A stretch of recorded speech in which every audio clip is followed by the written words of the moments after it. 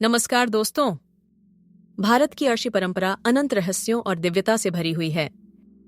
आज हम बात करेंगे एक ऐसे महर्षि की जिनकी शक्ति से पहाड़ झुक गए, जिनके ज्ञान से दक्षिण भारत में वैदिक परंपरा की नींव रखी गई।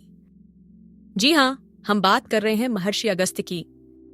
तो चलिए शुरू करते हैं ऋषि अगस्त्य के दिव्य जन्म की कथा।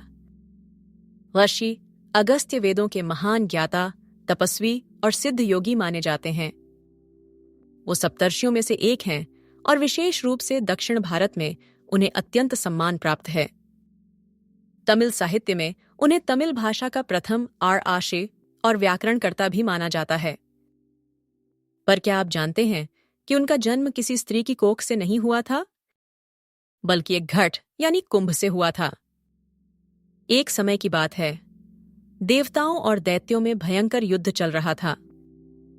देवताओं को एक ऐसे महामानव की आवश्यकता थी जो न केवल धर्म की रक्षा करे, बल्कि पृथ्वी पर संतुलन भी बनाए। ऐसे में भगवान ब्रह्मा ने ईर्ष्यमितव्य और वरुण को एक विशेष यज्ञ के लिए प्रेरित किया। दोनों ने यज्ञ में अपनी ऊर्जा और तपशक्ति समर्पित की। यज्ञ के अंत में एक दिव्य शिशु प्रकट हुआ जो एक कुंभ से उत्पन्न हुआ था। इसलिए उसे नाम दिया गया अगस्त्य, जिसका अर्थ है वह जो पर्वत को रोक दे। अगस्त्य नाम का एक और अर्थ है जो अज्ञान के अंधकार को नष्ट करे। ये नाम ही उनकी शक्ति और उद्देश्य को दर्शाता है। क्या आप जानते हैं कि आशी अगस्त्य का एक जुड़वां भाई भी था? हाँ, उनका नाम था वशिष्ठ ऋषि।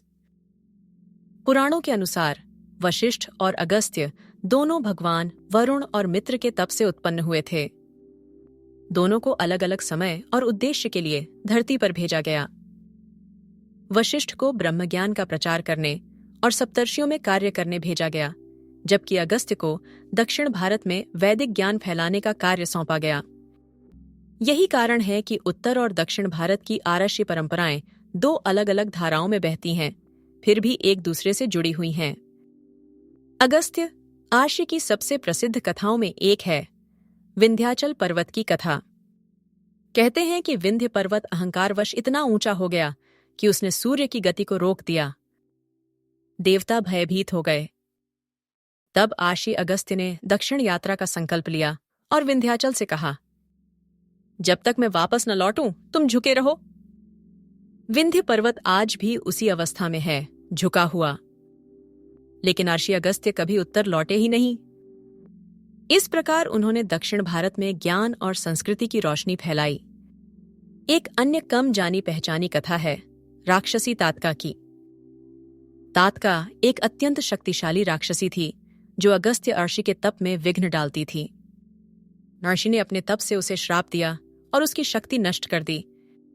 बाद में रामायण में जब भगवान राम और लक्ष्मण तात्का का वध करते हैं, तब वे यही कहते हैं कि यह वही तात्का है जिसे महर्षि अगस्त्य ने श्राप दिया था। इस प्रकार रामायण की कथा में भी अगस्त्य की भूमिका छिपी हुई है। क्या आप जानते हैं कि आज भी आकाश में एक तारा है, कनोपस, जिसे भारतीय ज्योतिष में अगस्त्य तारा कहा जाता है। जब यह तारा दक्षिण दिशा में उदय होता है तो माना जाता है कि वर्षा ऋतु का अंत हो गया है। इस तारे की गणना प्राचीन समय से आशी अगस्त्य द्वारा की गई थी। इसीलिए उन्हें खगोलविद भी कहा जाता है। ऋषि अगस्त्य का जीवन केवल चमत्कारों से भरा नहीं था, बल्कि वह ज्ञान, संतुलन और सेवा का प्रतीक भी था। उनकी जीवन गाथा हमें सिखाती है कि ज्ञान को सीमाओं में नहीं बांधा जा सकता और एक आर्षि का कर्तव्य होता है अंधकार में रोशनी फैलाना।